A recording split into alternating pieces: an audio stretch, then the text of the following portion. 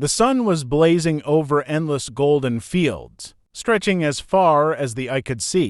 A sprawling farm, one of the richest in the country, stood proudly at the center. The land belonged to Jonathan Clay, a billionaire farmer whose name was respected and feared across the state. Jonathan had everything: wealth, power, influence. But he also had something darker, a heart hardened by arrogance and prejudice. One hot afternoon, while inspecting his workers, Jonathan noticed a woman standing at the edge of his property. She wasn't dressed like the others. She had confidence in her stance, yet humility in her eyes. Her skin glistened under the sun, her hands carried the strength of resilience. She was a black woman in her early 30s. With a calm but determined expression, Jonathan frowned. "Who are you, and what do you want on my land?" he barked. The woman raised her head, her voice steady. "I've come to apply for work." Jonathan laughed, not kindly, but cruelly. "Work? Here. Do you even know what kind of place this is?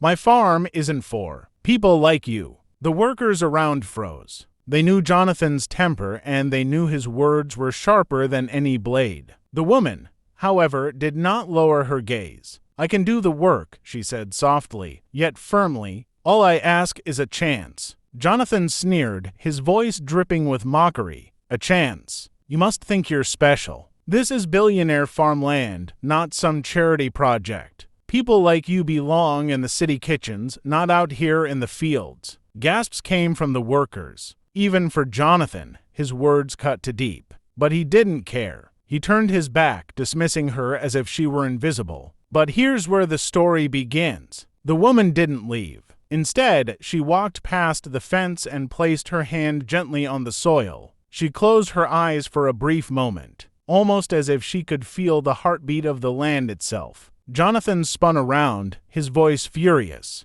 "What do you think you're doing? That's my land." The woman opened her eyes and whispered words that would stay with him forever. "Sometimes, the land chooses the farmer, not the other way around." The workers exchanged stunned looks. Jonathan clenched his fists, anger boiling in his chest. "Get off my property before I call security." The woman slowly rose, brushed the dirt from her hands, and with a calm, almost prophetic tone, replied, "One day, you'll know who I really am. And when that day comes, you'll wish you had treated me differently." And with that, she walked away, leaving Jonathan standing in his pride, unaware that his world was about to be turned upside down. Whispers of the farm. Days passed, but the woman's presence lingered in the minds of the farm workers. They couldn't forget the way she stood tall in front of Jonathan Clay, the billionaire farmer, or the calm fire in her words. "One day, you'll know who I really am." In the fields, workers whispered to each other during breaks.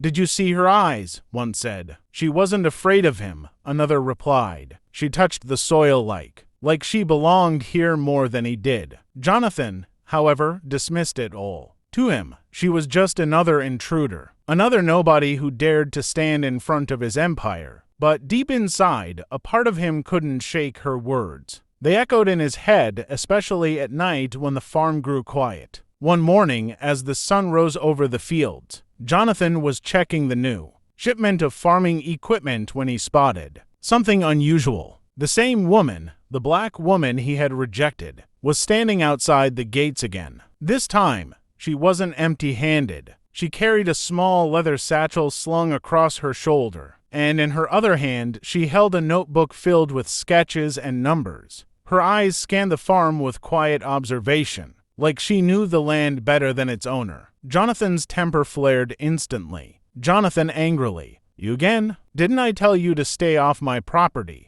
But she didn't back away. She stepped forward, her voice calm yet cutting through his anger. "Woman, I told you, Mr. Clay. The land chooses the farmer, and your land," she paused, glancing at the wide fields, "is crying out?" Jonathan laughed mockingly, but this time his laugh felt forced. "Jonathan, crying out? Don't be ridiculous. My farm is the most profitable in the region. $1 billion harvests, international exports. What could you possibly know about farming that I don't?" The woman lifted her notebook and held it out. "Woman, more than you think." Curiosity flickered in the eyes of the workers standing nearby. They leaned closer, eager to see what was inside the notebook. But Jonathan swatted it away with arrogance. Jonathan snapping, "Take your fairy tales and leave. I don't need advice from a stranger." But what he didn't notice was that some of the workers had already gathered near the woman, their eyes wide at the sketches inside her notebook,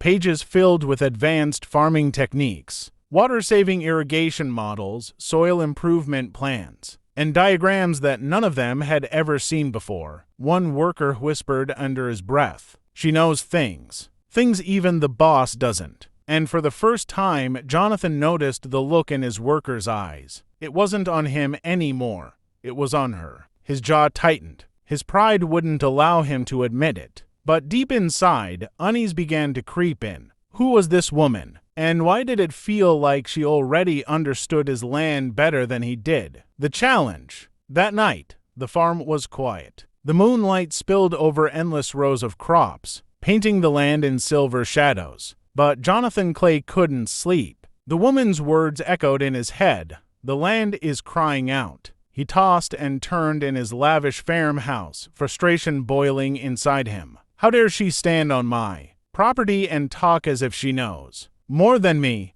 he muttered to himself. But beneath his anger, doubt had begun to creep in. The next morning, Jonathan arrived at the fields earlier than usual. To his surprise, the woman was already there. She wasn't trespassing this time. She was standing outside the fence, waiting calmly, her notebook still in her hand. Jonathan snapping, "You just don't quit, do you?" The woman met his glare without flinching. "Woman, I told you, Mr. Clay. The land speaks, but you refuse to listen." Jonathan smirked, sarcasm dripping from his voice. "Jonathan, fine then. If you're so wise, prove it. Show me something I don't already know." The workers gathered around, curiosity pulling them closer. They had never seen anyone challenge Jonathan like this. The woman walked forward, her eyes scanning the soil near the edge of the crops. She crouched down, scooped a handful of dirt, and let it run through her fingers. Then she stood, brushing her hands against her skirt. Woman calmly, "This soil is rich, but it's tired. You've pushed it too hard, season after season, without letting it breathe.